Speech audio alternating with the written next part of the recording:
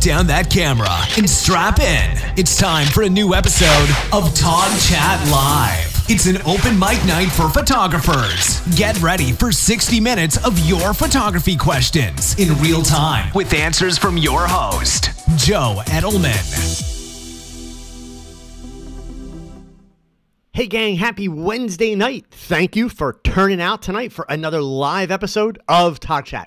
I'm Joe Edelman. I'm going to be your host for the next hour while we talk about all things photography. So as always, gang, take a second, check in, let me know that you're here, let me know where you're from. Eric's here, Melnick Studios is here, Jean Edward, Andrew, James, Marcus, Malcolm's here, Dan, Al, all of you, thank you so much for tuning in tonight. So a few little things to let you know about. Number one, YouTube has made some changes in the way the live stream stuff works, which is awesome. What that means is from this point forward, I won't have to put the chat window in the video screen so you can see things bigger. If you come to watch TogChat a day later, a week later, a month later, the chat will show up alongside the video, just like it does when you're watching it live. So we no longer have to embed it in the show. Okay, so that's the first big thing. Second big thing is the weather. I'm in the northeast of the United States, Pennsylvania to be exact. We've got about 13 inches or so of snow right now. I hope that the rest of you do not have this craziness, but for the first day of spring here in Pennsylvania, we had tons of snow. And I'll go ahead and own it. I'm a wimp. I did not go out with a camera. I did not shoot. I just don't do winter. That's why I'm a studio photographer. I would probably be a great landscape photographer if I didn't mind getting up early in the morning to see the sunrise, and if I didn't mind the bad weather. So anyway, go ahead and start loading in those questions for me. Make sure that you get your questions in tonight. We got a whole hour here that we can talk. The business stuff, you guys know the usual. You know, do me a favor, hit that thumbs up. Go ahead and make sure that you are, doing all the social media things, all that good stuff for us, okay? So let's get some of the business out of the way. Number one, we have a winner. Yes, the winner for last week's TOGSTUFF giveaway is Steven Steger, and I think I saw Steven's name go by. Isn't Steven? Steven's here. So congratulations, Steven. You won the LumaQuest Ultra Soft and the LumaQuest Softbox 3, both of which come with the Ultra straps from LumaQuest. So congratulations to Steven for that. Make sure that you guys stay tuned because I have a new prize coming up for next week, which I'll tell you about in just a few minutes. And we also have, you know what? Let's do the Share Your Lighting contest now. So you guys know the drill. We have a sponsor now from PhotoFlex. I have taken over the Share Your Lighting contest that PhotoFlex used to do. So this week's winner, you ready? The winner is Ajax Rodriguez, and I think I saw Ajax in here also too. So looks like we've got both our winners here tonight. So congratulations, Ajax. This is his finished shot and his behind the scenes picture of his setup here. There you can see the details of how that shot was done. Ajax won a First Studio 39 by 39 inch light panel set. Got a retail value of $259.95. So now, how do you get to win a prize? So next week's prize in the Share Your Lighting contest is a Smith Victor Spectrum light. It's about $120. I'm going to put in the chat window here the link so that you can submit your photographs. And all you have to do, gang, it's really, really simple. You submit a finished picture and a behind the scenes picture. If you have multiple behind the scenes shots, that's always appreciated. We like to see them. Sometimes I show them, depends on how good they are. But here's the cool part. You don't have to use PhotoFlex gear to win the prize. And a couple people have asked me since I took over the contest, well, does it have to be people? It can be anything. Anything where you are using lighting. And when I talk about lighting, it could be a light bulb. It could be a flashlight. It could be studio strobes. It could be speed lights. It could be LED lights. You name it, okay? We want to see the finished shot and we want to see a behind the scenes shot. We want to know a little bit about how you went ahead and did that shot, what problems you overcame, etc. The photos will be shown here on TogChat, and then they will be shared via social media from my business page, as well as PhotoFlex, Smith Victor, and several of our other sponsors. So you get a little bit of exposure in the process. Okay, so congratulations, Ajax. Beautiful shot. This shot obviously is kind of right up my alley. This is the kind of stuff that I do. Love the clean white background. Great makeup job. Really, really well done shot. Nice and crisp. Okay. So, and Ian, I know every week I've got people that are giving me grief about not being able to win. So here's the deal, gang. Let me repeat it one more time because it's worth repeating. Now, I have two options here. I cannot do contests at all, or I can do contests, unfortunately, just for the US. If it were up to me, I would do them for the whole world. YouTube has a whole nother philosophy about that, unfortunately. When you see some of these YouTube channels doing contests and they're doing prizes around the world, they are running the risk of having their channel shut down for breaching the terms of service with YouTube. So that's the only reason, gang, I swear to you, the only reason why I am not offering prizes outside of the US. If it was up to me, I would do it in a heartbeat, but YouTube simply will not allow it. And what it comes down to, just to give you the whys, I'm not defending them, but I'm just explaining that. Sweepstakes and contest rules are different in every country. And for a lot of countries, they're also very strict. There are tax issues that have to be dealt with, all kinds of stuff like that. So YouTube basically has a policy that says you cannot do sweepstakes outside of your country. Period. If you do that, you do them at the risk of having your channel shut down. So unfortunately, that's what we're dealing with here. So we're going to try these giveaways for a while. We're going to see how it goes. And I promise you folks that are across the pond or elsewhere in the world, I am looking for ways that I can get things to you guys in terms of prizes, giveaways, that kind of stuff. So hopefully, fingers crossed, that'll be coming soon. Okay. So actually, I just noticed somebody made a comment that the voice is only on one side of the channel. Nerd45, I saw that too, literally as soon as I went live. It's on me. I'm not going to fix it now because in all likelihood, I will mess things up if I do it right now. But I actually made some changes in my sound gear today, and clearly did not flip the switch to activate both channels. So yeah, you guys are going to just have to listen a little bit lopsided tonight, but hopefully, not hopefully, I will get that squared away for you by the time we do the next TogChat. I promise you that, okay? So that being said, let's see, actually, let me see if I can switch this up here now and get them both. I don't think that's going to do it either. So yeah, I will get it squared away for next week, I promise, okay? All right, so let's get back here to our main screen. I got a bunch of questions waiting for me, and I'm waiting for you guys to start throwing in some questions here. We've got a whole hour, so we'll get these questions. If you've got a question that you really need to get answered tonight, and it looks like we're running out of time, which I don't think we're gonna, but if that happens, all you need to do is make sure that you click that super chat button down in the bottom left-hand corner of your chat window.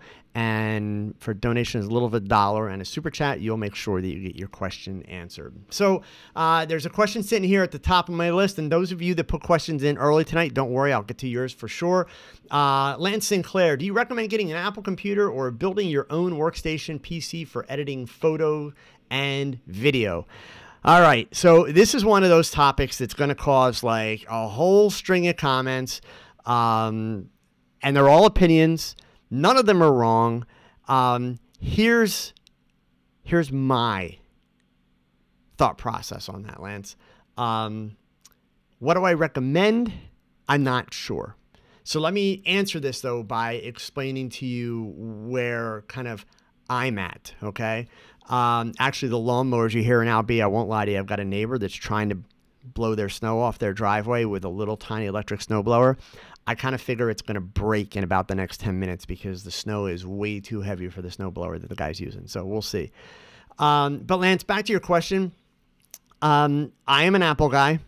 I have been a very happy Apple guy. I was a late adopter to Apple. I didn't start with Apple computers until about 6 years ago, which as a photographer that's been doing photography as long as I have, that meant I held on to Windows for a very, very long time.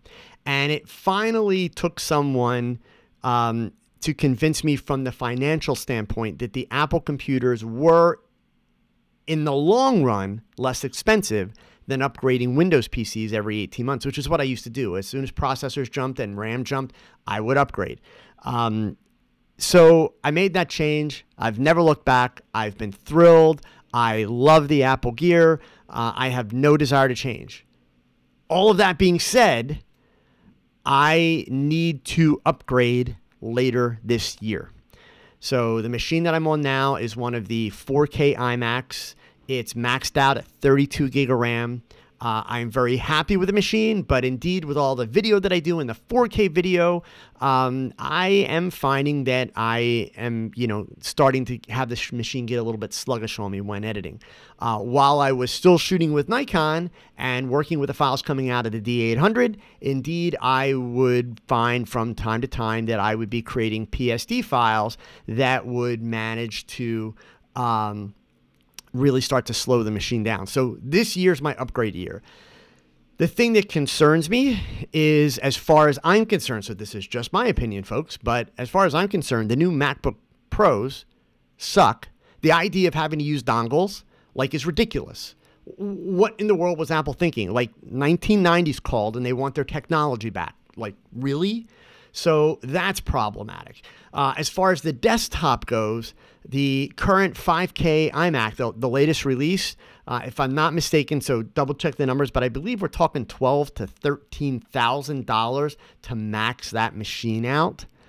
That's just a little bit excessive because I can build a more powerful machine for about $6,000 on the Windows side. So Lance, that's a long way of explaining. I'm really on the fence. I'm paying a lot of attention to both arguments. I'm considering actually switching to PC just for my editing and video machine, staying with Mac for my laptop. I've considered going to Chromebook for basically a laptop where, because I don't do a lot of photo editing on my laptop at all, very, very little. And I do no video editing on my laptop at all. I like to do it on a desktop with a big screen. So I've even considered going to a Chromebook, which I do have a small Chromebook that I actually love. I travel with it a lot for doing email and that kind of stuff. So I'm looking at all the options. You're going to find, Lance, that some people are they're like Sony owners, and I'm not throwing knives here. I'm just saying they're it's all about the Apple, boom, and then other people are like, no, I love PC, and nobody's wrong. Simply nobody's wrong. You've got to weigh all those things and kind of decide what's going to work for you in that regard. I want to stay with Apple because it'll be easier, because I like the Apple software, etc. Top Rock Photography saying Linux, baby, Linux. Yeah, I'm just not ready to do the Linux thing either. That's a little bit more techie than what than I want to deal with. But so let's see. Melnick Studios. Today I just bought an HP G4 17 Xeon NVIDIA P3000, thinking that should last me through the whole 4K video trend. Yeah, Melnick, I don't know that I would call 4K a trend. Definitely no trend in 4K. It's a step, not a trend. Yes, we will get to 8K, probably 10K, all that kind of stuff. But yeah, it's I don't know that I would definitely call it a trend. Okay, so yeah, Lance, and I appreciate you're very welcome. I just wish I could give you more meat to that answer. I would say to you, if you don't have to, if as long as you got a working system, you don't have to switch overnight. Do a lot of research. Just simply do a lot of research. But if I had to do it tomorrow, I'd probably wind up switching back to Windows for my desktop machine, because basically I run Photoshop on it, I run Capture One on it, and I run, Final Cut, so I'll have to switch to Premiere, which I dread that, but I can do that if I had to do it today. So I'm still trying to work through all the options. So Tristan, what I consider a Tokina 24-70, you have a Nikon 50 millimeter, a Nikon 85 millimeter, and a Nikon 24-120 f4. So what you didn't tell me, Tristan, is what camera you have, because that has a big impact on these lenses. You also didn't tell me what you shoot. And, you know, you got to, come on, guys. That's a lazy question, Tristan. And I'm not trying to be a jerk, man. I'm just being honest. Like, if you ask people questions like that, all you're going to get back are opinions. And opinions, they're like certain body parts. Everybody's got one. Like, what good is an opinion, right? An opinion without context is worthless. So give me some context, Tristan. Why are you even looking at the lens? What do you shoot routinely? Why do you think you need it? What kind of camera do you have? Give me some context, and then I'll give you some feedback. But I'll tell you right now, you've got a Tokina 24-70, or you're thinking about a Tokina 24-70, but you've already got a 24-120. So you've covered that focal length range. So the first question would be like, all right, so you're shooting with a D750. I see that. And you do like events and portraits. Cool. So now the question is, why do you think you need that lens if you're already got the 24-120 that's the f4? Okay, I have a feeling I know your answer, but as soon as the chat will let you, fill me in a little bit more, and then I'll give you my thoughts there. So let's see, Birdie Monroe. Ooh, here's a really good question, Birdie. So how do you do marketing for studio photography without having a studio? That's a great question. And I will tell you honestly, 2 weekends ago, I was up in Plymouth, Massachusetts for the Professional Photographers of Massachusetts Evolve for Success, which is their annual event. I was a speaker there. I did 2 talks, and I had the good fortune of seeing a gentleman by the name of Mike Stone do a talk, and he is a portrait photographer. He does classic portraits. We're talking old school, Rembrandt lighting, Muslim backdrops. Beautifully done, though, like beautifully done. And he does them in people's homes. He travels on location. So he does studio portraits, makes big money. I mean, big money. And he does not have a studio. So in terms of the marketing, Birdie, what you've got to look at is basically what's your product and how do you do it? So since you're telling me you want to market studio photography, but you don't have a studio, give me a little bit more information here. Meaning, do you shoot like on location in people's homes, or do you do everything outdoors? How do you shoot your stuff? And we'll come back to that, okay? So, Tyrell, what studio equipment would you recommend for an amateur photographer that's trying to start his own business? I wouldn't recommend any based on the way you asked that question, Tyrell. So again, not trying to be a jerk here, gang, but I'm going to be straight, okay? The fact that you are an amateur who's asking about studio equipment indicates that you're not using studio equipment already, but yet you're already ready to start your own business. Dude, that's like failure, okay? So, you're basically telling me if you have a lump sum of money, you can go buy a whole bunch of equipment, you're going to start a business. But yet, you're not already using that equipment. You don't know how to use that equipment. You don't know what you're doing with it. Do you think you're just going to go buy the equipment, and because you bought the equipment, you're going to be able to make money? My sincere advice to you is don't give up on the idea of turning pro. I've talked about this many, many times. So Tyrell, let me help you from making a huge mistake here. Since you obviously are not a pro yet by your own description, you are an amateur photographer. Let me explain something to you about professional photographers. We are all idiots. Yes, me included. All professional photographers. So some of you here are listening professionals, relax. You'll agree with this. You will, even though I just called you an idiot. Let me explain. Tyrell, I have never in my entire career met a photographer, amateur or professional, that purchased their very first camera with the idea, I want to make money with this camera. We start with a phone. We maybe buy a small compact camera or GoPro or whatever, and then we kind of get hooked. We enjoy it. We have fun with it, and that fun, that turns into a passion. And then we buy more gear and we get more equipment, and that's when we get stupid. And it only ever happens in one of 2 ways. I literally have never seen another variation on this, okay? Version 1, this is the lesser of 2 evils. The photographer decides, wouldn't it be cool if I could make some money with my camera so that I can buy more cameras? Now, if you think about it, there's some smart logic there, but it's still ultimately an idiot thing. I'll explain. Version number 2, this is the really bad one. This is the one where the photographer says, wouldn't it be cool if I could make money and pay my bills with this camera? Now, all of this sounds like such a great idea, right? Here's the problem. The minute you do that, the rules change. Now you have a client. Now you're shooting for someone else. Now it doesn't matter what you like or what you think. Now it matters that you can find someone that's willing to pay you for what you do. And the most important thing that you will do at that point is not take pictures, but it's run a business. So if you don't know anything about running a business and you don't use or have lighting yet, Tyrell, you're setting yourself up for a huge failure. So my advice is slow down. Now, I don't want to completely blow off your question. What I would recommend that you do is you start researching lighting equipment. If you're going to work in a studio, I would start out with the Interfit Honey Badgers, just like I use.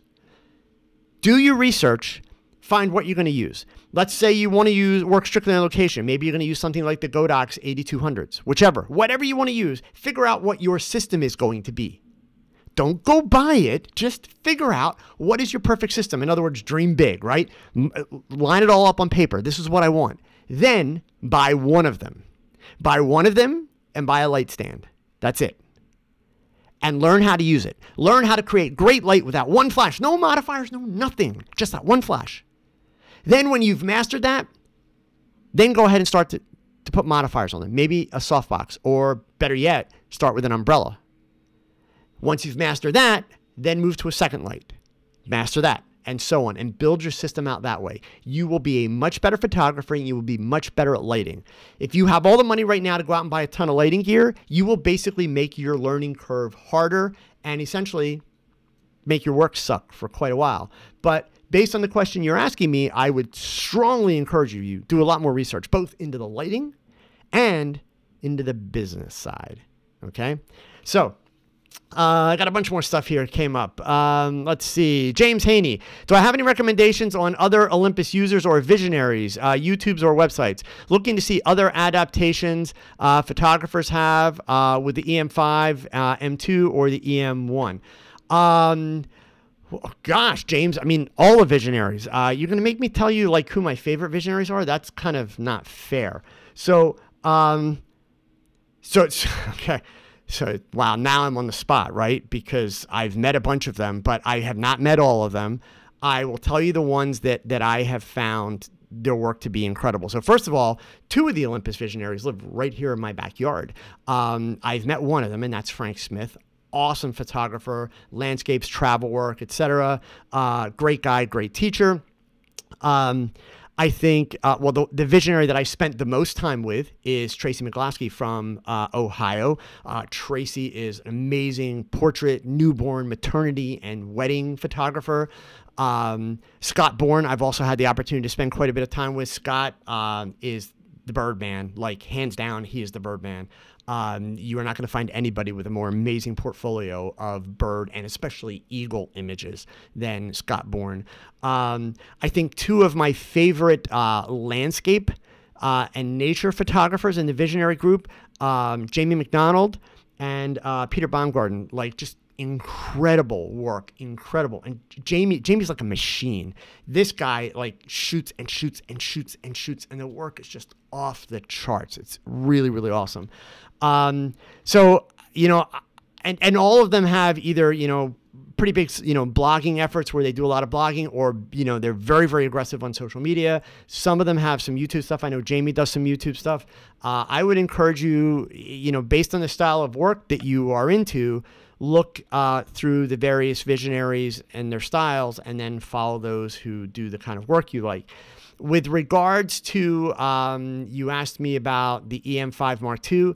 I don't know that many of the visionaries are using that as their primary camera at this point. I think you're going to find most, if not all, the visionaries are working with the EM1 Mark II at this point, okay? So you may have to resort to YouTube for, you know, people that are working with that camera. And I know there's a lot of stuff out there on that camera, but, you know, I would highly recommend, I mean, people discount Micro Four Thirds. Like, oh my God, Micro Four Thirds. You can't do anything with it. Olympus has, Pulitzer Prize winner Jay Dickman, who is, an Olympus visionary and shoots with Olympus, Micro Four Thirds. The guy's got a Pulitzer. Okay. So, he shoots for National Geographic, travels the world, does some of the most amazing work. So, I would encourage you to follow all of them. Honestly, they are an incredible group of photographers. And I can tell you, all of the ones that I have had the good fortune to meet personally, are very welcoming, very free with their knowledge, very helpful. And they truly are people that are in love with Olympus gear. It's not just because they're holding that title. They really love their gear. So, and they are very knowledgeable on it. Okay. So let's see here. Jean-Edward Calvino, seeking a storage solution. Currently using a portable C drive, and I find it's getting slow on Capture One. I'm considering a Drobo. Wow. Okay, so this is going to get me in trouble. Jean-Edward, I hate Drobo. Use them for years, a bunch of years, probably like 12, 13 years. They've gotten a little better recently. So let me just put that out there. Everything I've read and seen about them, they have made some pretty good improvements in recent years. But here's the problem with the Drobo. Drobo creates its own proprietary file system / format. So one of the neat things about Drobo is it works kind of like a pre-configured RAID drive. You can just drop hard drives in, and if a drive fails, you swap that drive out for a new one, and you haven't lost any of your files because it's basically duplicating them. Okay, it's creating redundancy. But here's the problem. If you take one of those hard drives and you go to put it in a regular PC or Mac machine, or put it into like a RAID drive, it can't read it. You can only read one of the drives in another Drobo drive. So I started with Drobo pretty early on when their software was actually very, very finicky. And frequently had issues where we had to reset the machine and that kind of stuff. I had a lot of frustrations with their tech support people. In fact, wound up eventually even speaking with their vice president of technology and support, who went out of her way to send me another Drobo to replace a bad one that I had. And ultimately, it was a temporary solution. I am just not a fan of Drobo. I know that they've made a lot of improvements and upgrades since I stopped using them, which was about 3 years ago.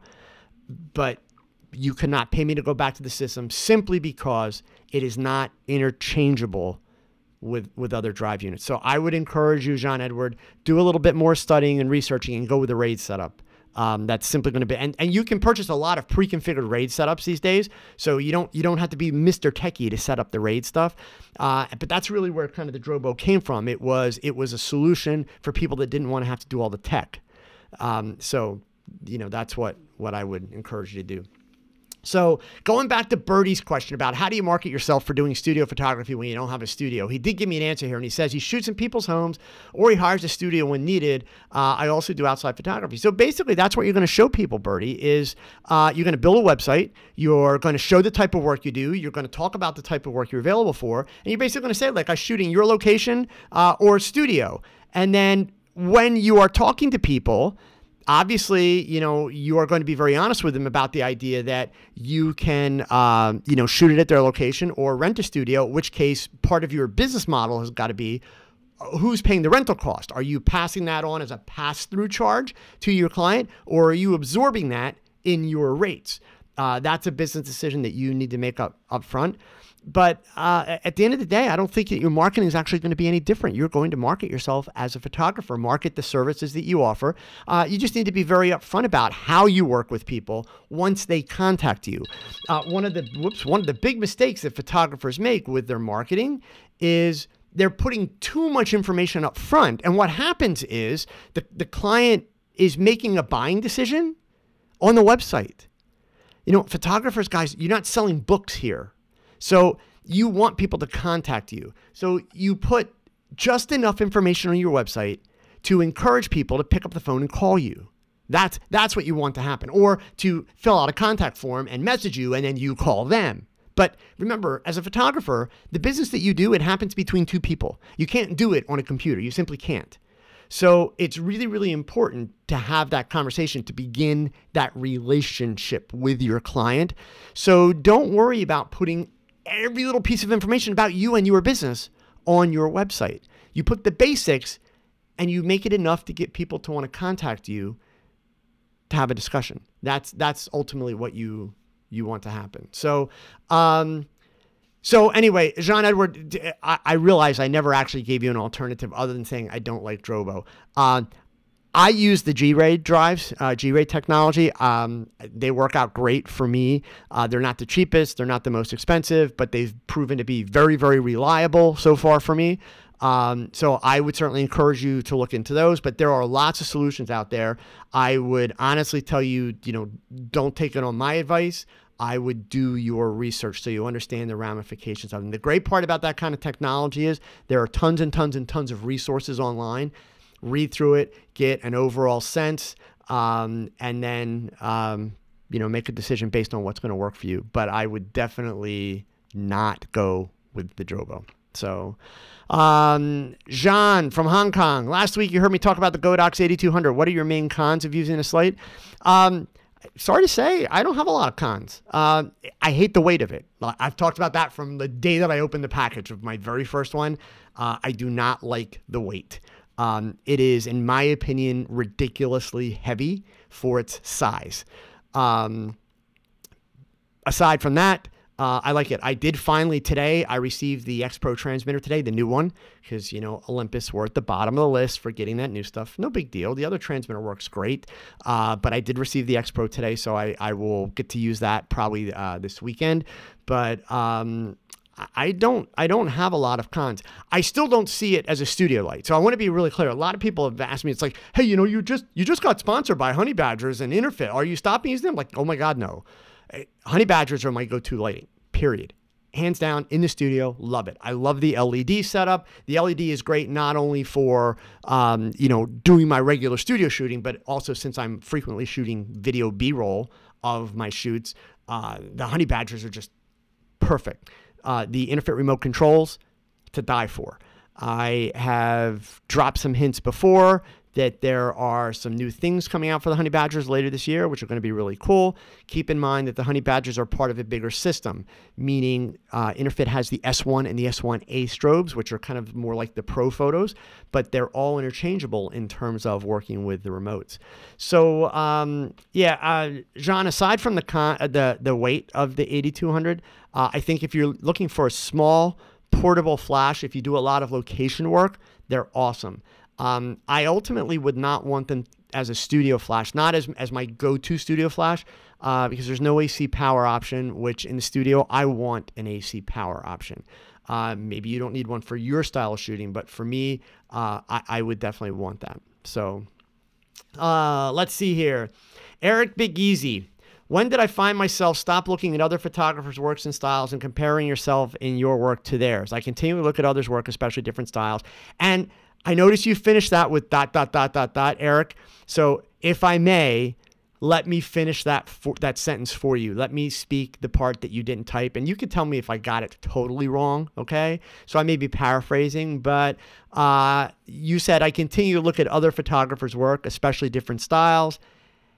And it just confuses me and depresses me because I feel that my work is not as good as theirs, or I don't know how to create something that they're creating. So, Eric, I've talked a lot recently about kind of the awareness that I was actually very lucky not to learn photography in the internet age. And it's a double-edged sword, literally. I wish when I was a kid, we had Google and YouTube as a resource.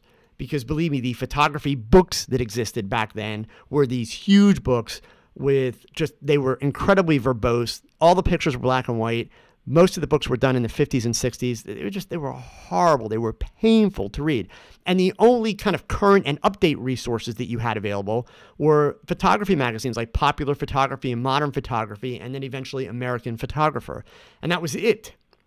So the best part, though, about not having social media back then is the overwhelming majority of my photography was for an audience of one. That's it. So that being said, it was never an issue for me. In the digital realm, as social media took on, and especially around about the time that I started doing all of this YouTube stuff and getting very involved with social media and marketing myself that way, I fell into the very trap that you are describing, watching everyone. When I was putting together my business plan for this YouTube stuff, I was struggling with the idea of, well, I'm not as good as this photographer. I'm not as good as that photographer. So why would anybody watch me on YouTube? Why is anybody going to care what I have to say? And what it came down to is I realized that, there are photographers out there that are much better than me. There are photographers out there that are not as capable as me, but they are very talented and they are very popular because of their personality. And I'm an okay photographer, but I have managed to pay my bills with a camera for over 40 years, which means that I've got a lot of experience. So that for me was my piece to share. How does this help you? My advice is the sooner you stop looking at other photography, the better. Just like you guys have heard me since the beginning of this year talking about the idea of please don't spend more time watching my videos than you do taking pictures. I want you to watch my videos. I appreciate that you guys watch my videos, but I don't want you to be following me at the expense of not having a camera in your hand. Now, I get it. We all have busy lives, et cetera, but I don't care. If it's a choice of 10 minutes watching a video or 10 minutes picking up a camera and, taking a picture of a water bottle, pick up the camera and take the picture of the water bottle. And challenge yourself. Maybe you're going to do something creative. Maybe you're just going to experiment with depth of field. I'm not saying it's got to be a picture you're going to hang on your wall, and it's definitely not going to be a picture you're going to post on social media. But it's going to be a task that you're going to give yourself, to learn. Because at the end of the day, if you ultimately want to get to the point where you are considered good, where maybe you're making money as a photographer, Eric, whether you have a big social media following, whatever that goal is, but if it is a lofty goal, the only way you are going to get there is to do what you do to the best of your ability and find people dumb enough to enjoy it. That's it. And I don't mean that as an insult to anyone, but I mean, that's basically that's how art and creativity works from simply a business standpoint. Okay. Understand that not everybody is going to like your work. Not everybody is going to care about your work. And that's just how it is. And that's okay. I see there are young YouTubers. There's one who's a young man that I respect tremendously. I'm not going to drop any names tonight. He's got a channel that's going to blow past mine in no time. And he's been shooting for about 5 years. And he's got very, very limited experience. So ultimately, his channel is more entertainment than it is meat and potatoes, teaching and education. And you know what? That's great because there are people that are watching it and enjoying it, and they should. So I made a decision from the get-go. For me, it's going to be about the education. But for you, I just would honestly stop looking. That's the answer. It really is. To think that you need to be looking at other photographers' work to understand what's going on out there and what people are doing is ludicrous, okay? All you are going to do is influence yourself to the idea that you need to follow the crowd. Following the crowd does not good photography make. It simply doesn't, okay? So, Mitch Morgan, that's actually a very great phrase. So never apologize for your own sense of beauty. Nobody can tell you what you should love. Do what you do brazenly and unapologetically. You cannot build your sense of aesthetics on a consensus. And I completely agree. So Thomas Page, which specific brand do you recommend when it comes to reflectors? Photoflux is who I use the most. I will tell you also, Interfit has a great line of reflectors. So between those two companies, satisfies all my needs for sure. Okay. So let me see here. Going back up, we got that one. We got that one. JH Big Red. Good evening from Atlanta. So have you looked at the new photo editing software, Affinity Photo? Seems to combine the functionality of Lightroom and Photoshop, only $50 versus a subscription. It's kind of been on my radar, Big Red, but I'm not going to pretend to know a damn thing about it at all. So I do know that I've seen a lot of articles that they have made a lot of improvements, built in a lot of features, etc. I hope you can imagine doing the kind of stuff that I do, putting out a video every week, teaching courses and workshops and traveling. Like I'll be in New York this weekend, doing the TogChat. I don't have as much time to keep up to date on all these little new things that somebody's got. And you guys know, like, I'm not into gear. I mean, there are channels that are, the gear sniffers and all the debates about gear, all that kind of stuff. I don't care about that stuff.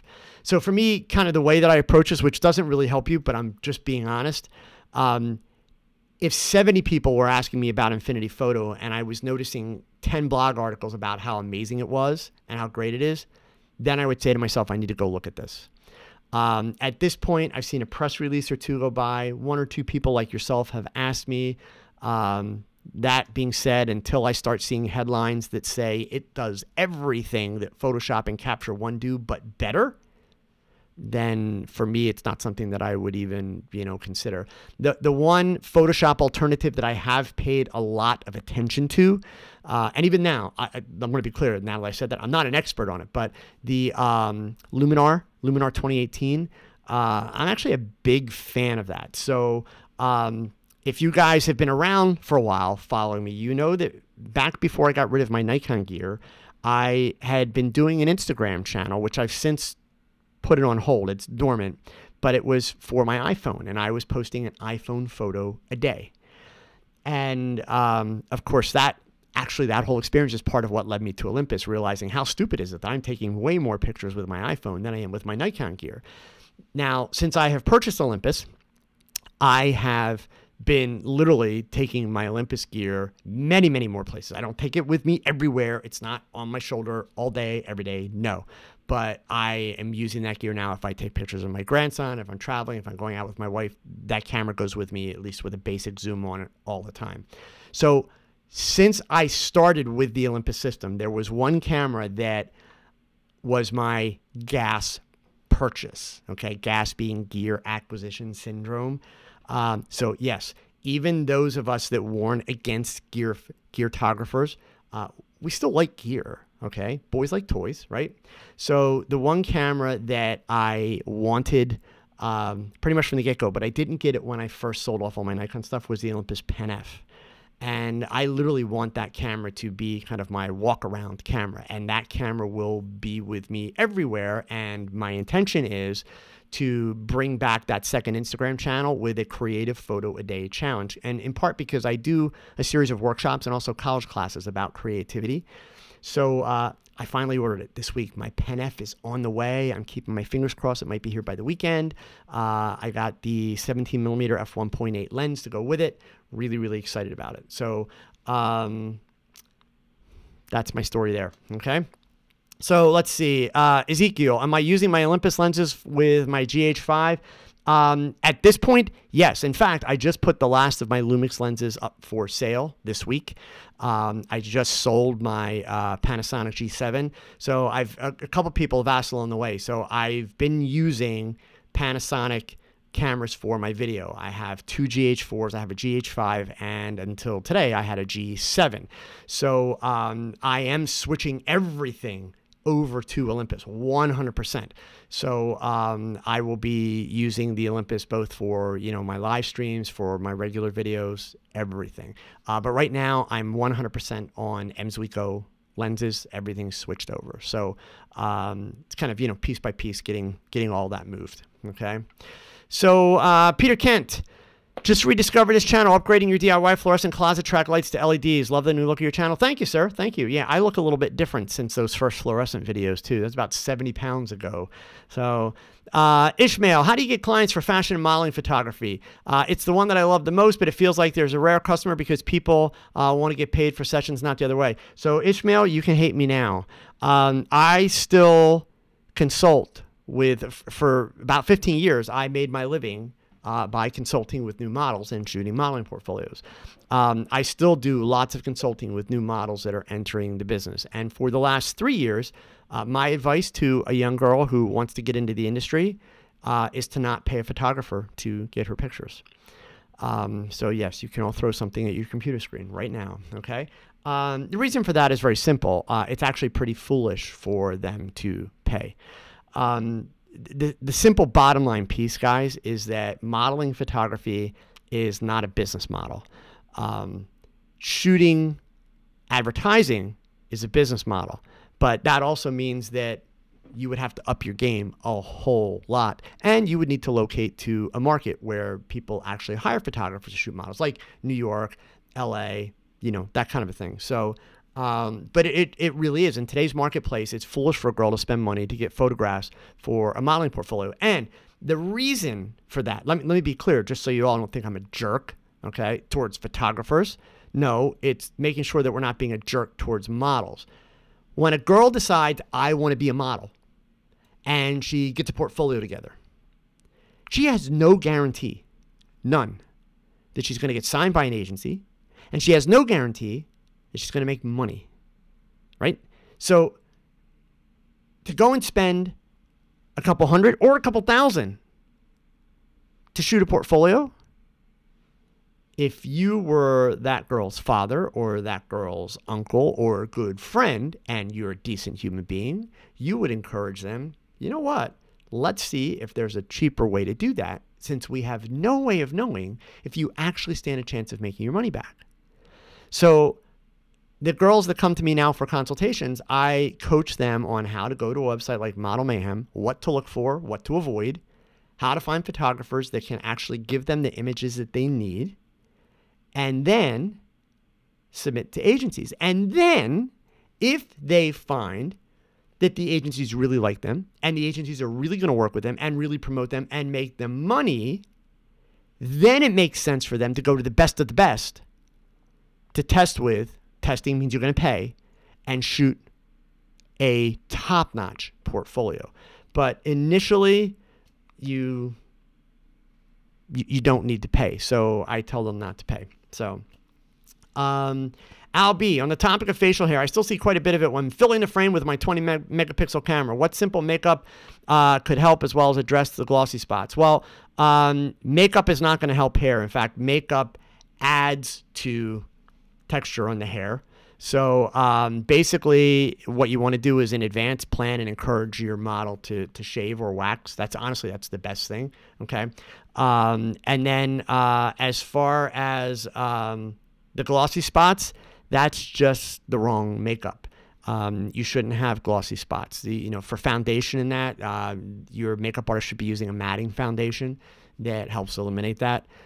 You should also be controlling the humidity and the temperature in the space where you're shooting, etc. But yeah, I mean, that's another one of the big reasons why I was actually very happy to get rid of the full frame Nikons and go to the Olympus, is because I'm not dealing with that hair issue near as much as what I used to. And, my images have not lost a beat in the process. So, okay. Ian Robinson, do I still have the drive or love as opposed to back in the day? Yeah, but it's different, man. That's part of why I'm doing what I'm doing now. I will tell you guys, honestly, I make no secret of this. I still don't know what I'm going to do when I grow up. I have no idea. Okay. I have a 35-year-old son who works in the tech industry. He actually is about to have his second son, so I'm going to become a grandfather for the second time in about a month.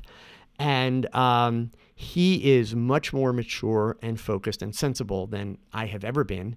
And I have basically set it as a goal that if I'm still around by the time my first grandson turns 18, I intend for him to be much more mature at that point than I am. So I'm going to go in the opposite direction. But I have been blessed in that I have had very, very few time periods in my life where I have had to work, meaning get up in the morning and dread what I was going to go do. So, part of the reason why I will make changes from time to time and have for 15 years, actually almost 17 years, I did the modeling portfolios. And that's, I built a whole product around that. It wasn't just taking pictures, because it would have been stupid for people to pay for that. Prior to that, I did commercial advertising. I started as a photojournalist. I've done a little bit of everything in the photography world. And in part, it's a matter of making sure that it doesn't get old, that it doesn't get boring. I'm one of those crazy photographers. I actually love shooting weddings. I will never do it for a living. And the only reason I won't do it is because I don't like the business of shooting weddings. The actual process of taking wedding pictures, I love it.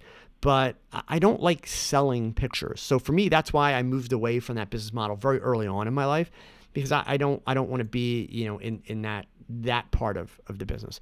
But, ultimately, in what I do tell people, and this is kind of the tough love part, it's the same, you read all these articles about how to get your creativity back. Well, I'm sorry, but I've never lost my creativity. Like, does everybody have a bad day from time to time? Sure. Does everybody sometimes have a bad week where you're in a funk? Sure. Okay. But like, if you need some big exercise to like rejuvenate, that says to me, you need to be taking a good look at what you're doing, and maybe you're not doing the right things. Maybe you're charging down a path. By the way, thank you for the congratulations on the grandson. I'm still kind of, getting used to that idea. So, let's see. Here we go. Paul Bellatier, Joe. All right. So here we'll tackle this, guys. Paul, you're going to lose this argument, man. But here's the thing. I'm not going to convince you either. So let me read Paul's comments. Joe, your comment is ridiculous. Why is it acceptable that photographers have to work for free, but a lawyer, no matter what they're working on, charges by the hour? Does a photographer do less work than a lawyer? Paul, it's not the same thing. First of all, let's get this clear. I didn't say that a photographer has to work for free. Okay? So, Paul, if you would have actually listened to what I said, get your head out of your ass. Let me explain this now, okay? Because I'm going to repeat it. Because your accusation is not what I said. My statement was, I would advise a young girl who wants to become a model. This was based on Ishmael's question about how do you get clients for doing modeling photography? He wanted to know how you get clients. I answered very clearly, the money is with magazines and advertisers. That's what I said, right? Said that. Go back, watch the video. And then I went on to explain that I have, for the last probably 3 years, advised young models or young girls that want to be models, do not spend money with a photographer. The reason, which I've already explained, and it's not ridiculous, is that if I give a damn about that young woman and I want to give them good sound advice, I am going to acknowledge the fact that they want to become a model, there is no guarantee that they're going to make money. None.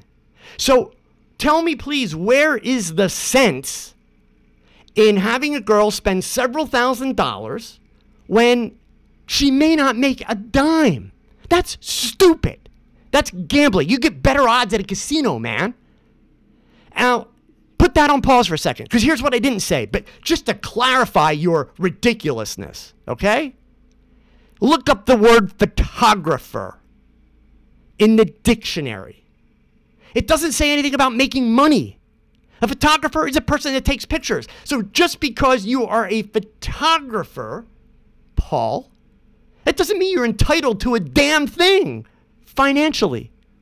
Lawyers, on the other hand, have a specialized degree. They go well in debt to get that degree, and they have to make it back, et cetera, et cetera, et cetera. And they're providing a skill that the average person can't do. In fact, nobody can decide, hey, I'm going to represent you in court and walk into court and sit next to you and represent you, right? Can't do that. Only a person with a law degree who's a member of the bar can do that. So your lawyer comparison is stupid. Straight up stupid. The people that make that kind of argument, Paul, are exactly what's wrong with the photography industry today. Your argument is an entitled argument. And guess what? You're not entitled. That's not how life works. That's not how business works. So my advice, Paul, is seriously grow up. My statement was not ridiculous. My statement was a statement of being human, caring about people, and giving good advice to people, and in no way harms photographers. Because what was I doing? Explaining to Ishmael while he should not be looking at that line of photography as a source of income. Okay? So you want to call it ridiculous? Maybe you ought to listen to what I had to say and get your head out of your butt and understand that that attitude right there is an attitude of laziness. And it is pervasive in our industry today, gang. So, you're all enjoying the fact that, hey, Joe went on a rant. That's cool. But seriously, gang, this is the kind of stuff that really drags our industry down. Photography is not a competition. It's passion. Share it. Share it with the world, gang. Like, that kind of stuff. I'm sorry, all of you. I apologize for the poor use of language. I have zero tolerance and patience for people with that attitude. And, at the end of the day, gang, to be clear, Paul's entitled to his opinion. I am confident that my statements here did not change his opinion at all. In fact, he probably thinks I'm a bigger jerk than when I started. But the point is, understand that if you're going to follow me, I am not going to be one of those photographers that's going to encourage photographers to have knives at each other's backs. I am going to be that guy that's going to encourage people to work together and help each other, because you know what? The more the industry thrives, the more any one photographer strives, the more the industry thrives. So this is not a competition. There's nothing that says, it's got to be one way or another. It's simply not. But the fact of the matter is, which this wasn't even a part of the conversation before I was called ridiculous, there was little to no money in shooting models 15 and 20 years ago. Back in the 1980s, when I first did a modeling portfolio, if you were lucky, you could make $200 or $300, which in the 80s, granted, that $200 or $300 was, a little bit more valuable than $200 or $300 today, but still, you weren't gonna pay your bills doing that.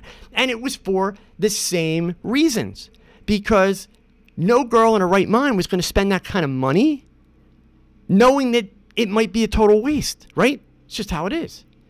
So some of you may be asking, well, then how did Joe pay his bills for 15 plus years shooting modeling portfolios? That's the real question to ask, since somebody wants to call me ridiculous, because indeed it could sound like I'm talking out of both sides of my mouth. Like, well, wait, you paid your bills for 15 years doing it, but yet you're telling people shouldn't do it because it's a risk. So I'll explain. The women that came to me, they hired me for two things. Yeah, I took nice pictures, but here's the best part. I had people that traveled here from LA, clear across the country. I'm on the East Coast to shoot modeling portfolios. There's great photographers in LA. They didn't need to come to Joe Edelman to get their modeling portfolio done. I wasn't going to do anything better than what they could get done on the West Coast. What I did better, and what I offered, what they couldn't find on the West Coast, is I worked out a business plan with them. I walked them through every step of the process of contacting agencies, visiting agencies, submitting to agencies, getting signed, and then getting hired. Because people think that, oh, once I get signed, let's go throw a party, I'm going to be a model. No. In fact, a lot of agencies sign models in bulk just because they're pretty. That doesn't mean you're going to get work. So you're not running a business until you've made an investment, done the work, and gotten your money back. So that's what I consulted with people to do. And the best part of it is I had a 100% success rate. If someone came to me and went home and followed the plan that I gave them, because indeed there were people that chose not to follow the plan. I can't make them do something. But if they went home and followed the plan that I gave them, they got signed by agencies, and notice I said plural, and they made their investment back, which meant that they were running a positive cash flow business. So that's, again, gang, that's just the way that you need to be looking at stuff. Because just like I had the conversation earlier, I believe it was Tyrell who was looking at, he's an amateur photographer. He wants to get studio equipment, and then he wants to become a professional photographer. And I was warning him to not only, learn about lighting, but also to learn about business before he did it. We should be doing the same things for models that want to get into business, not just encouraging them because they're pretty and we want them to like us. We should be encouraging them to learn about the business. That's how you can really help them. Okay. So, Steven Stiles. Oh, wow. Thank you, Steven. You're right in the pervasive you owe me attitude. I think it's a generational gap. Yeah, it could be, Steven. I mean, maybe it is. Maybe I'm the old guy in the room, with that part. But I see a lot of it. I see a lot of it in the photography blogs. I see a lot of it on Facebook. And let me be fair. You know, again, I always try to be straight with you guys. If you had the 20-year-old version of me sitting here, I would probably be much more in agreement with the guy that called me ridiculous, with the attitude that, hey, if you're not a photographer, okay, that, you know, you shouldn't be doing this, that, or otherwise, and you should have to pay and all this stuff. I probably would have been in total agreement with that. You know, I've learned a lot of lessons through my life, and that's one of them. And indeed, the 20-year-old version of me wouldn't have been sharing tips. The 20-year-old version of me would have said, to heck with you, man. I'm not going to help you because you're my competition, even though you're not my competition. So my only defense, remember, I started out as a photojournalist where it is competitive because you're, you know, competing for deadlines and news, et cetera. But sure, I was one of those people, and I'm not proud of that. And that's a very, very big part of why I try to be the complete opposite, you know, at this stage of the game. So, Mitch Morgan, there are far more people who call themselves photographers than there are people who call themselves models. It's not a profitable market for TOGs. We all need to find the market we can sell to. And that's very true. So, you know, are there people that are making money on it, you know, on both sides of the fence? Yeah, there's some, but not many. It's just, it's a really, really tough market to be able to make, you know, to make money in. So, Biscuit, have you done a video on tips for models like you're talking about? If not, can you? So, I haven't done, well, actually, I've done a few videos about modeling, but if you go to my website, let me switch the screen over here really quick. If you go to my website, guys, and ladies too, up at the top right here, resources for models. So I show this off every so often, and I know, you know, I get a lot of new viewers, so let me just point this out. If you click on that link, you're going to go to a page here where there's a bunch of stuff you're going to find. Number one, all that, whoops, or you can subscribe to my newsletter, but all of the information that I've been talking about, a lot of it you'll find in these articles right here. Everything from modeling terms and phrases, 15 tips for a great modeling portfolio, which, believe me, I promise you, the overwhelming majority of you, unless you've heard me give the description before, don't understand what makes a good modeling portfolio, because the one thing it's not a bunch of pretty, and it's definitely not a bunch of creative pictures of a girl. So if you want to make sure that the girl can't get work, go take a bunch of really creative pictures, because you've basically just destroyed her chances of getting signed and getting hired, okay? So a lot of that information's right there, and even for that matter, if you're looking for modeling agencies in the United States, every single state, if you need a makeup artist to work with, which most of you do, every single state, promo agencies. The promo industry is about to go through some big changes. And I don't want to go down the whole political rabbit hole, but let's just say that a lot of the work that falls under the categories that are handled by promotional modeling agencies is going to start to come under fire by the Me Too movement. And in some cases, rightfully so. Okay, so there's going to be some changes in that industry. So it'll be interesting to kind of see what happens there. But already there's been some things, you know, kind of bantied about by some of the agencies and even by some of the bigger companies, especially like the auto show models. That whole program is going to get changed quite a bit. So sorry guys, Matt 30125. Your headphones are not broken. I am in mono tonight. Totally my bad. I switched some sound equipment today and clearly did not have it on. It'll be fixed next week, I promise. Okay. So let's see here. Tenonics. Do I think it's okay to become a photographer from being self-taught rather than going to college and doing a course, since at college it includes a lot of written, which is hard since I'm dyslexic? Tenonics, I have only taken, so here, you guys like when I tell stories, all right? I'll share a quick story. I have only taken one photography class in my entire life. I was a junior in high school when sophomore in high school when I took this class. I failed the class. True story. But I got an A on my report card. So let me explain. So first of all, basically it means I'm self-taught. So that's the first bit. So, and I have never, Tenonics, in my entire career, had somebody ask me if I had a college degree for photography and then not hired me if I said otherwise. I can honestly tell you it's probably been not more than 2 or 3 times that someone has ever asked me if I had a degree in photography, but it's never prevented me from getting a job.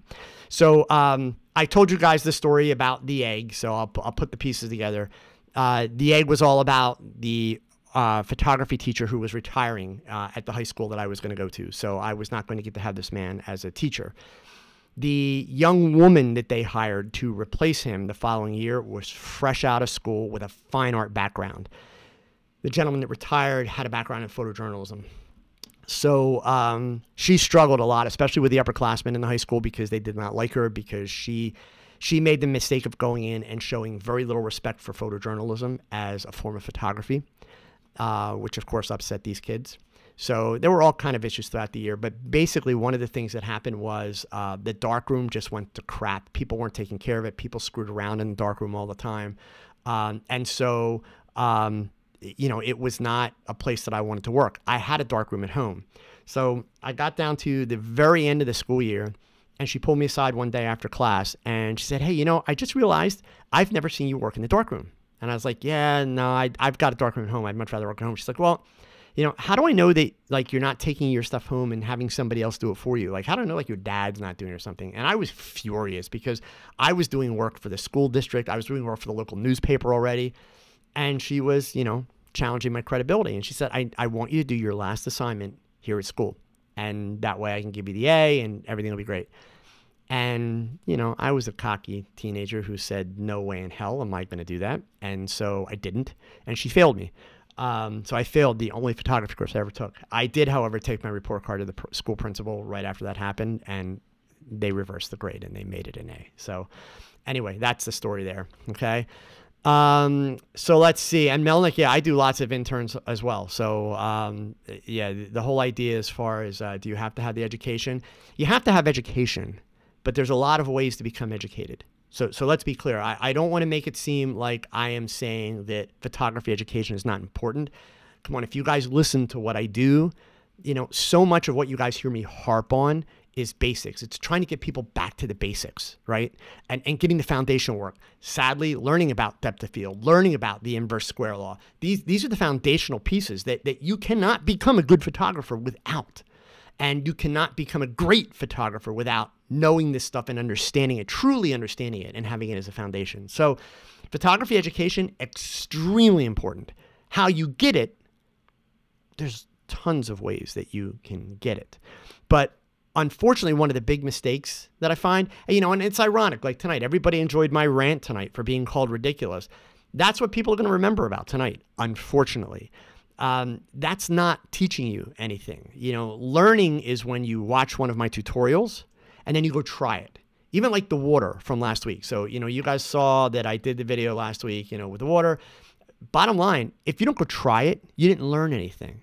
It's just like watching the egg, okay? If you don't try it, you haven't learned it. So I find one of the downsides is with the ease of access to all the information that we have on YouTube, etc. People aren't actually going out and really doing the learning, because you're not learning on YouTube. YouTube is informing you, it is inspiring you, but you got to go out and you've got to actually use this stuff. Okay. So let's see, scroll back up here. Where are we at? Let's see. So I had a couple questions from early on. Let me make sure that I get these. James Tahan asked a question. So by the way, in case you're new to TogChat, you haven't been here before, even though the show starts at 6 p.m., I'm usually in the chat room pretty much like a full hour in advance, setting up and everything like that. So the conversation usually starts pretty early in that regard. So James Tahan asked, would you please give us recommendations on how you store your camera gear when not in use? So how I do it, James, may not necessarily be the best way for you, but I'm going to give you a couple breakdowns here. So generally, when my gear is not in use, it gets stored in a Pelican case, which, of course, the Pelican cases are the hard cases. They have the rubber sealing, which, keeps out humidity, all that kind of stuff. I do, however, monitor very closely the humidity in my studio. So as you guys know, my studio is in a basement. So fortunately, it's never been a very high humidity scenario, but still it's concrete walls behind that drywall. So and it was a new house when we moved in. So it does have the potential to be high humidity. So I monitor the humidity at all times. So one of the things, let me switch the screen over here. One of the things that you can do if you have a situation where you think you have humidity, I would encourage you, wherever you're storing your gear, in terms of the general location, get yourself a cheap little humidity monitor for like $10, okay, at Amazon, just to check the humidity levels. You want the humidity levels in the area where you are storing your cameras to be 50% or less. In fact, better yet, 40% or less, okay? Dry environment. That way you're not going to get mold and those kinds of things, which is really, really important. Silica gel packets in your cases, they're fine too. Did I see Spyros is here? Hey, Spyros is here. Spyros, how you doing, man? Spyros, I did it. Wait, stop, pause. I just did that. Spiros. I'm sorry. I'll get it right. So I actually got to meet Spiros out in Vegas at WPPI. He's about 2 feet taller than me, but still, it was great to meet him. So anyway, Adam, what did you miss? Adam, you missed one of the classic Joe rants. So yes, you'll have to go back and watch it, okay? So anyway, going back to the humidity thing, guys. Pay attention to the humidity, super, super important. Be careful with the gel packs, only because if they split open in that, they're all over the bag. And the problem is there's really no way to know when they're, no longer good, no longer bad. I have a couple little mini ones that you can, I actually have them in a little metal case that I can open it up, take the bag out, put it in the microwave and start over again. But the other thing that you can do if you have a really tough location and you have a lot of humidity, switch to, I'm going to switch over here to like B&H. You can get a dry cabinet. They're not ridiculously expensive. Various sizes, even here, which this, if you look at how much gear is in this thing, it'll hold a pretty decent system. There's a body there. There's 2 bodies there. There's like 5 or 6 lenses in there. $340. So if you've got a situation where you simply cannot control your humidity and you've got really high humidity, I would very, very aggressively encourage you to make sure that you are doing something to, to manage that aspect. Okay. Hope that helps out. So yeah, Adam, the ones that I have that are kind of reusable, they change color as well. And that stuff, that stuff actually is very, very helpful, but definitely something that you need to kind of, stay on top of. Okay. So, all right. So I know we had somebody with a website question up here, and I did not answer it, and I apologize, guys, it went by. Whoever had the website question, if you want to put it in again, I will gladly answer it, but I seem to have lost it here. So I will gladly answer it if you put it back in there. David Barrett, during your photojournalism days, did you ever photograph roller derby? I have fallen in love with it on the hobby side of taking pictures, and I would love to see your shots if you have. Probably once or twice, black and white film back in the day. Yes, did some roller derby, all natural light, grainy as all get out, but nothing that's even remotely, current in that sense. One of my patrons and one of the members of my Facebook group is a gentleman named Eric Vicaria. He does a lot of roller derby down in Miami. So if you join my Facebook group or the Patreon group, you'll frequently see a lot of his roller derby stuff go up, especially in Patreon. We go through a lot of his work. We've helped him out with some lighting and that kind of stuff. So roller derbies, it's kind of fun to shoot. So Puma, thoughts on the Rotolite Innova Pro 2 for photographic lighting? I'm going to make a purchase this week on lighting. I think it's like the dumbest thing you could buy because, before you all get excited and think I'm going to trash the Rotolite, I may trash the Rotolite, but Puma96, if you're still here, you asked a question that asks for an opinion. Opinions are worthless. So you're just basically saying, thoughts?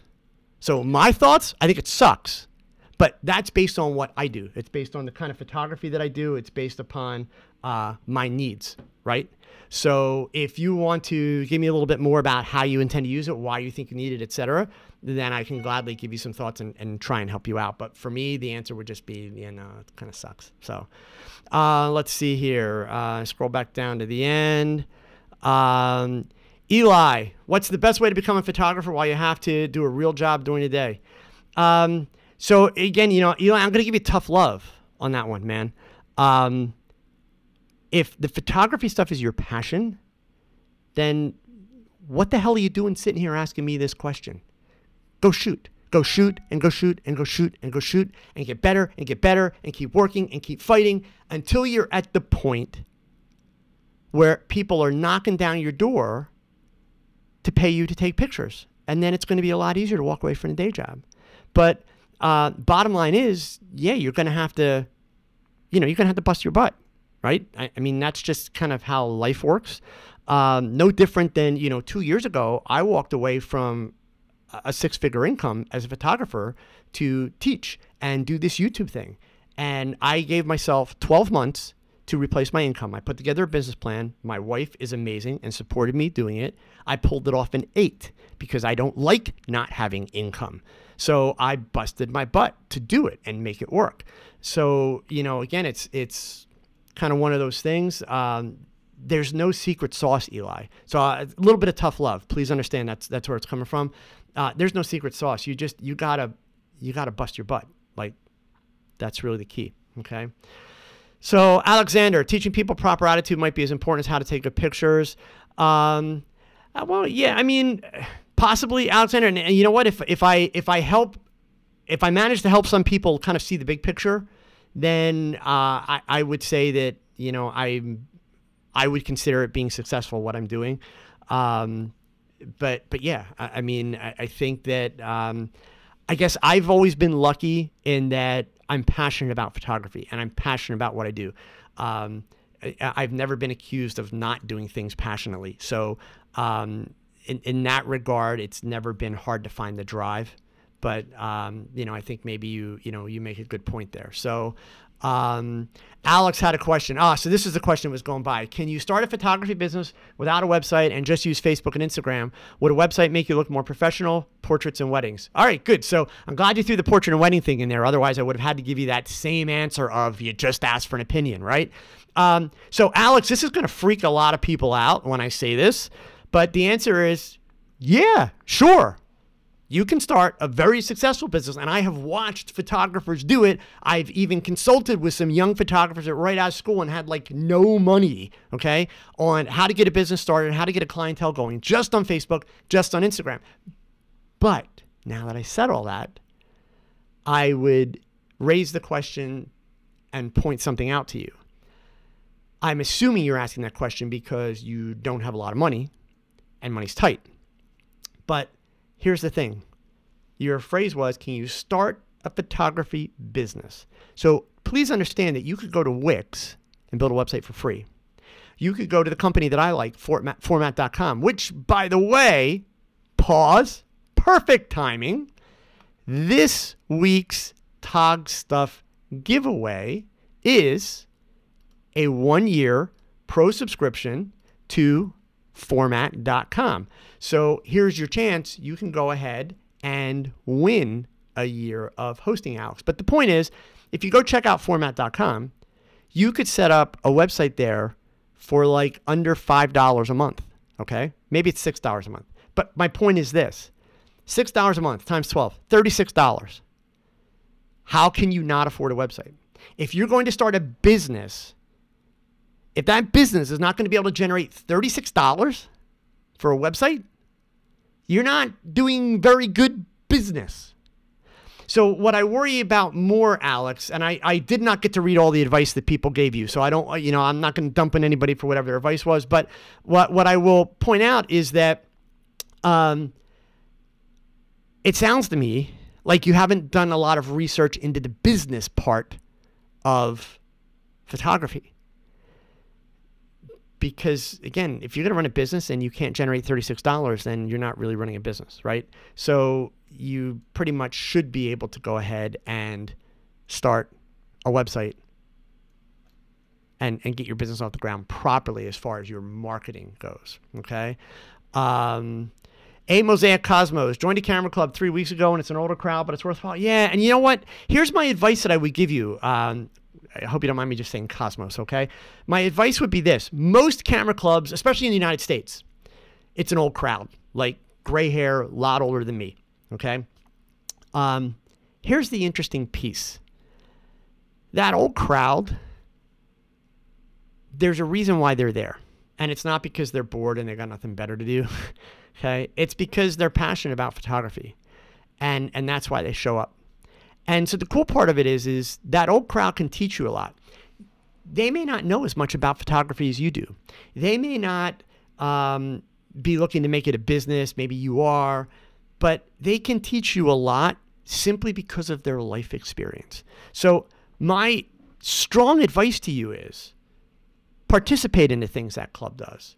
Get involved. But more importantly, get to know the people in the club, especially the old timers. Okay? And it's no different than when you listen to me. You're not going to walk away from a TogChat or a Joe Edelman video and do everything I do because Joe said it. You're going to try things that I suggest. You're going to do some of them because you like the way it works, and you're not going to do others because you think it's foolish. That's the whole point, right? So the whole reason for talking to these people is just really to be able to take away some of their experience and what they're able to share with you. So, I think you're going to find there's a lot of value to be had from camera clubs in general, even the clubs that are not super active, and even the ones that, are mostly all old people. I think you'll find that there's a lot that you can take away. So, Alex, you're reading a book now about the business side. You don't know anything on that side, and it's scary, but $6 a month is not bad at all, believe me.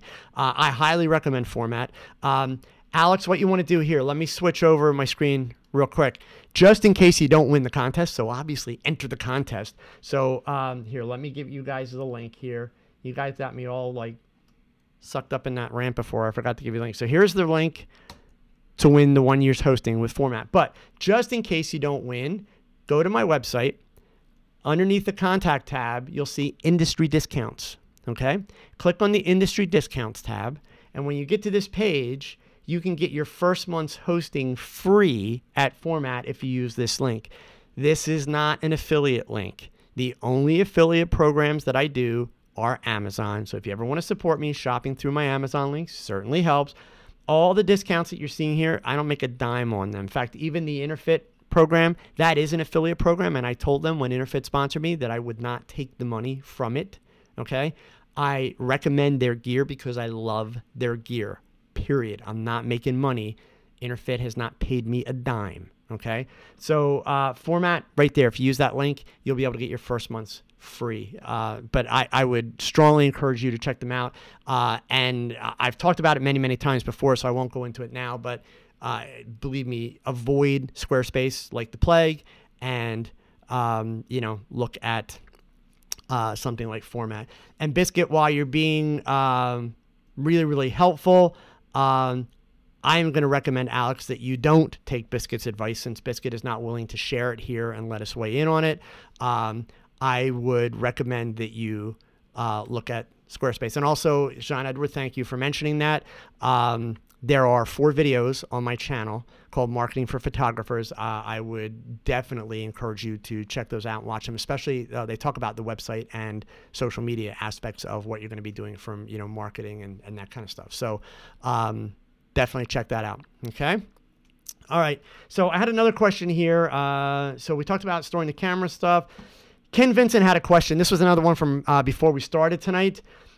He's thinking of offering his services to the Small Business Development Center in his town so that small business owners can get a professional headshot. Here's the question. What facial features should he key on quickly to decide how to set up lights and modifiers that will be most flattering when he may have just 30 minutes per client? So, Ken, I would actually suggest that maybe you are using, or I should say, maybe you're overthinking the process a little bit. So let's assume that you're going to maybe shoot 20 people and you've got 30 minutes each, whatever, okay? I would use a 2 to 4 light setup, depending on what you have available, number one. If you're going to be doing multiple people, so you may have some people looking this way, some people looking this way, all in the same session, my advice to you would be keep your lighting simple. My general rule of thumb is wherever the nose goes, that's where my key light is, okay? It's easy, no shadows. Simple is great, okay? So if I'm gonna have the person this way, I want my key light here. If they're gonna be here, I want the key light here. It's really that simple. So I would recommend that if you go with that, that's gonna keep things nice and easy for you. But definitely you don't wanna overlight in situations like that. Keep your lighting simple and flattering, okay? That's the way to do it. So let's see, Biscuit. You can set up a website free on Dropbox if you're like cash strapped, but it'll have to be static on it. Yeah, and the best part is, Biscuit, if he was going to, so seriously, I appreciate that you're trying to help, but I just like to be able to kind of give both sides of the story. I would really not encourage somebody to set up a website on Dropbox. I think that's a really bad plan. You could set up a free website that's going to be more attractive on Wix. Trust me, you don't want to use Wix. Again, Biscuit, as much as you're trying to help, and I sincerely appreciate it, let's go back to some simple business thinking here. If he's going to start a business, if you cannot generate $36 in 12 months, you suck at business, okay? So let's just be realistic here. Any business has a certain amount of overhead. It just does. Nothing is free. Right? So, I would encourage you, don't do the Dropbox thing. It's a kludge. And a kludge just means, it's like, it's got all kinds of issues with it. Okay. Andrew L., probably an obvious question regarding the Olympus 25mm f1.2. It came before the feather bokeh buzzword and is not mentioned as so on the page for the lens. Andrew, to the best of my knowledge, if you're talking about the 25mm f1.2 Pro lens, that's got the feather bokeh just like the 45 1.2 and just like the 17 1.2. I have that lens. I have used that lens. The bokeh is really, really awesome, as it is with the 45. The only one I don't have out of those three is I don't have the 17.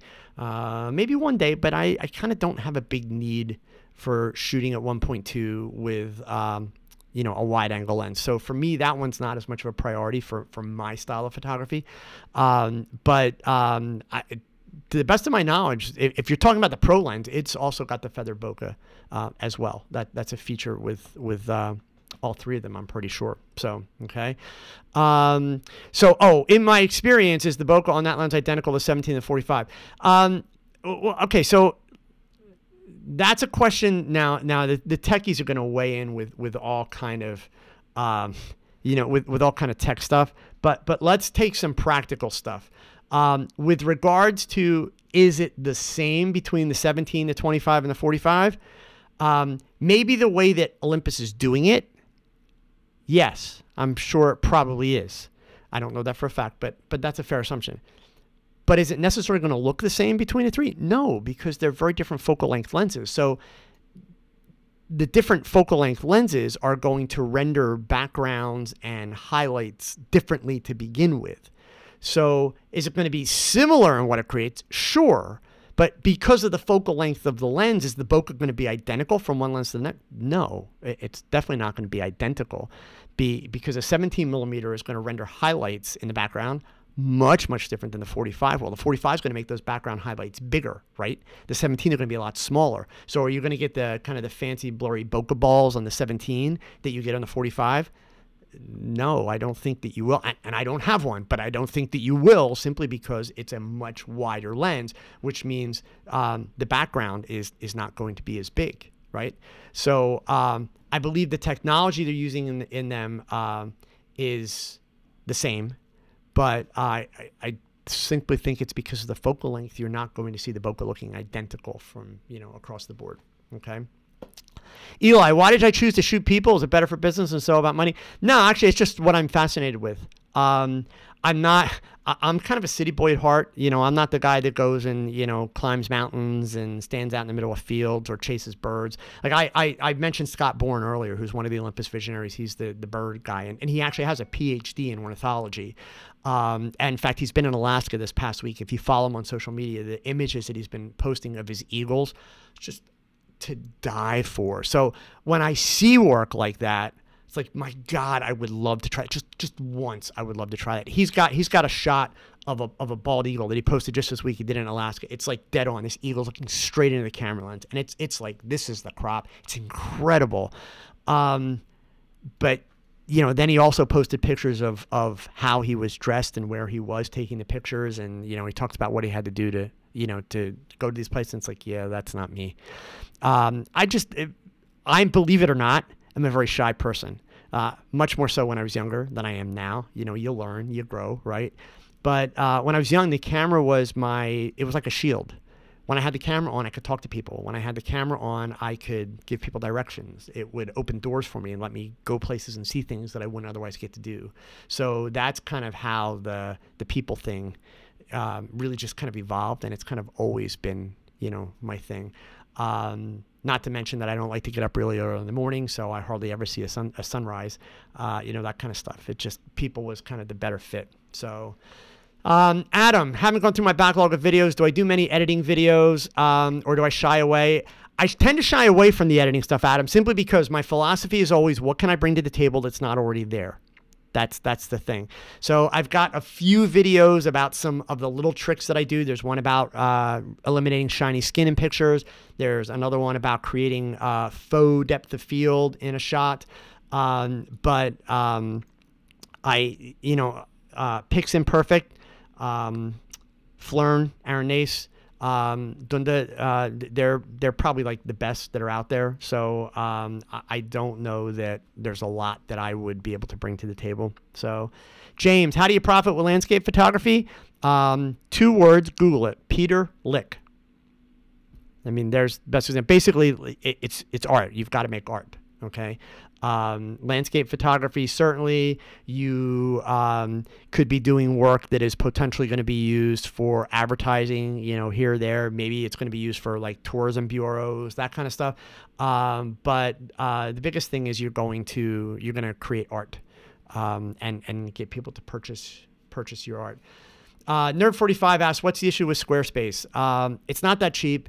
Everybody uses it, so you look like everybody else, and format is less expensive. It's designed specifically for photographers and graphic designers. Their templates are nicer for photographers, and they are much easier to modify and manage on the back end.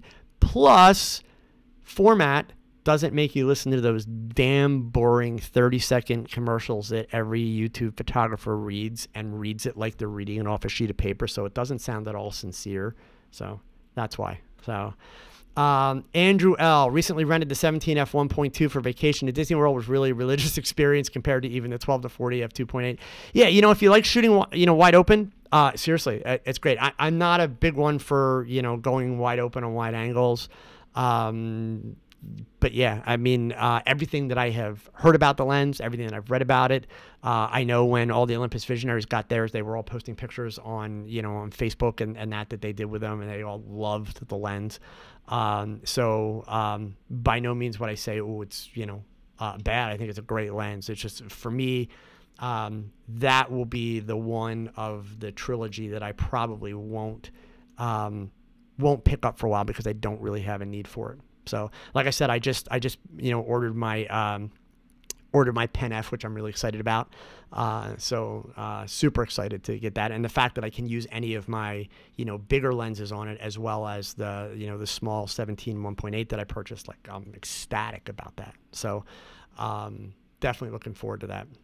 All right, gang. So listen, we're over 90 minutes. So just a couple of things real quick. Remember, all right, your chance this week to win the 1-year pro hosting subscription with format.com. Link is in the description below the video. Also, don't forget to put your submission in for the PhotoFlex Share Your Lighting contest. Link also in the description of the video. Also, you'll see Ajax's photos, this week's winner. You'll see it on my social media feeds and that over the course of the next week. If you haven't seen it yet, the video that I did about the water bottle is the water backgrounds and creating depth, and also using hairspray, all that kind of stuff. That's online. Make sure you check that out. And as always, gang, thank you so much for spending an evening with me. For those of you that love the rants, there you go. You got another one. For the rest of you, I apologize, but I will be honest. It is a topic that I'm very passionate about it, because I feel that kind of negativity in the industry is really one of the biggest challenges our industry has to growth and to success.